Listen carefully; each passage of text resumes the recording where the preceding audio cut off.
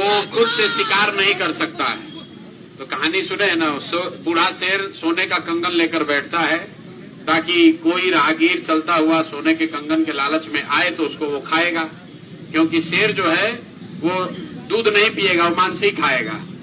तो तेजस्वी यादव और राजद के लोग अगर जीत कर आए तो ये अपहरण, रंगदारी, गुंडागर्दी को छोड़कर, जंगल राज को छोड़कर कुछ नहीं कर सकते हैं।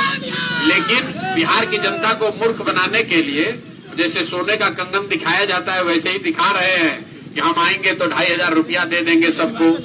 उससे बात नहीं बनी तो कहा कि हर घर में नौकरी दे देंगे। उससे भी बात नहीं बनी तो 1000 और प्रॉमिस कर दिए हैं। अब 10-15 दिन में, अभी जब चुनाव है, इतने ही बीच में तेजस्वी यादव ये भी कहेंगे कि हम पूरा बिहार को सोना का लंका बना देंगे, सब लोग हमको वोट दीजिए किसी भी तरीके से, क्योंकि करना उनको कुछ नहीं है। किसी भी तरीके से वोट ले लो, उसके बाद 5 बरस देखा जाएगा। वो ये पूछने वाला नहीं है कि भाई 15 बरस तक आपके माँ बाप यहाँ पर मुख्यमंत्री थे, कितना आदमी को नौकरी दिए, 3 बरस खुद उप मुख्यमंत्री थे, बिहार का कितना विकास कर दिया। बाबूजी चारा चोरी में जेल गए, चारा चोरी का आदमी का छोड़िए, जानवर का चारा ये लोग खा गया, और यहाँ पर अभी बात कर रहा है कि हम आएंगे तो बिहार का विकास करेंगे। तो बिहार की जनता अगर फिर इनके चक्कर में पड़ी तो और जंगल राज पार्ट 2 चालू हो जाएगा।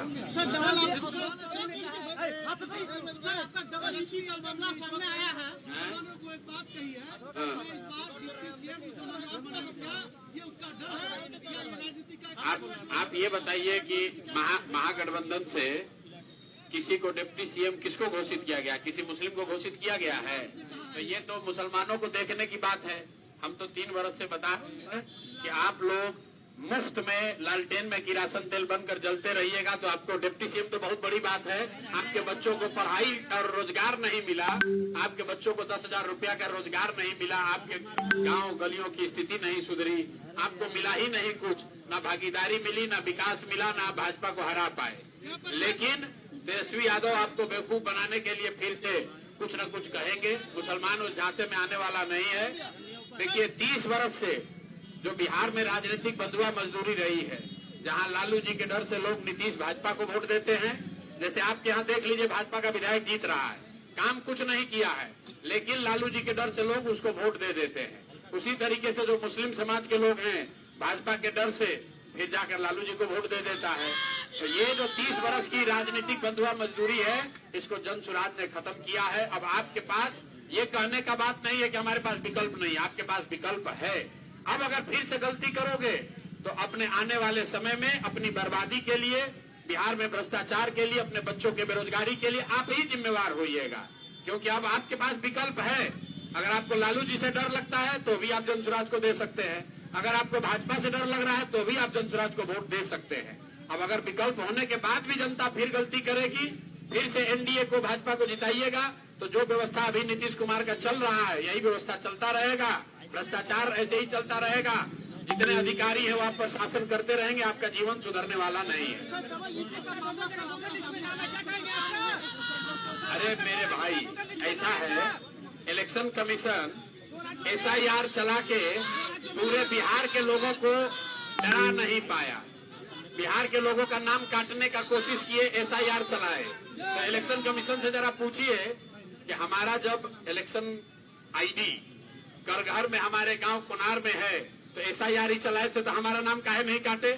अगर 2 जगह था तो ये जबरदस्ती का भूमिका बना रहे हैं। हम 2019 से अपने गांव कुनार के वोटर हैं, 2 बरस हम बीच में कलकत्ता में थे तो वहां के वोटर थे। अब इलेक्शन कमीशन कह रहा है कि हम SIR चलाए हैं, पूरा वोटर लिस्ट जो है वो एकदम शुद्धिकरण कर दिया गया है उसका। तो उसके हिसाब से प्रसाद किशोर का नाम कोनार में करघर विधानसभा में अंकित है, जाकर आप डाउनलोड करके देख लीजिए। हमको किधर भपकी देने के लिए एक नोटिस भेजे हैं, तो भैया नोटिस काहे भेज रहे हो? पकड़ के अरेस्ट कर लो, देख लेंगे।